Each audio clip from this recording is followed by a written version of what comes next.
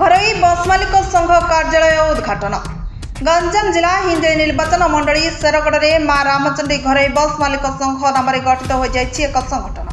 अंचल घरोई बस मालिक को नहीं गठित यह संघर प्रथम आनुष्ठानिक साधारण सभा बुधवार दिन ग्राम पंचायत कल्याण मंडप आयोजित होता बेले यार कार्यालय उद्घाटित हो संघ पक्षर आयोजित यह प्रथम साधारण बैठक तथा कार्यालय उद्घाटन उत्सव मुख्य अतिथि भाव गंजाम जिला घरोई बस मालिक संघ सभापति तथा सोनखेमुंडी विधायक रमेश चंद्र जेना सम्मानित अतिथि भाव सोनखेमुंडी ब्लॉक पूर्वतन ब्लॉक अध्यक्ष लक्ष्मी चरण पात्र जोगदे वक्तव्य अंचल बस मालिक समूह सम्मिलित भाव संघ गठन करने विषय को नहीं साधुवाद देथिबा बेले संघर महत्व प्रतिपादित पाई सेमानंकु आईन परिसर में रही यात्री मानकु उत्तम व्यवहार प्रदर्शन पूर्वक सठिक सेवा जोगाइबा को गुरुत्वारोप करथिले।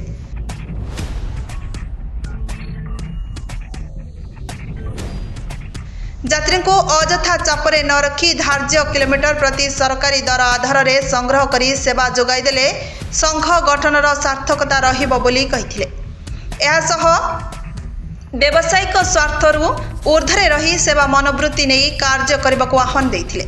अन्य सम्मानित अतिथि भाव में गंजाम जिला बस मालिक संघ साधारण संपादक अक्षय पाणिग्राही, गंजाम जिला उपसभापति रामचंद्र पाढ़ी, हिंजलिकाटू संघ सभापति लाला महापात्र, सोरडा बस मालिक संघ सभापति वासिम भाई, आस्का मिनी बस संघ सभापति मुना महांती समेत गंजाम जिलार विभिन्न बस मालिक संघ कर्मकर्ता प्रमुख कार्यक्रम में जोगदे शेरगढ़ नवगठित घरोई बस मालिक संघ गठन को स्वागत करते। सूचना प्रकार नवगठित मां रामचंडी बस मालिक संघर सभापति भाव दुर्गा पाणिग्राही, उपसभापति हरिकृष्ण प्रधान, साधारण संपादक बुलू पलाई, सह संपादक जितू गौड़, कोषाध्यक्ष रंजन पात्र 5 जन को कार्यकारी कमिटी रखा जाइछि। संघर उपदेष्टा भावे पंचानन प्रधान, आईन परामर्शदाता भावे एडवोकेट अमरजीत पट्टनायक को मनोनीत करा जाइछि।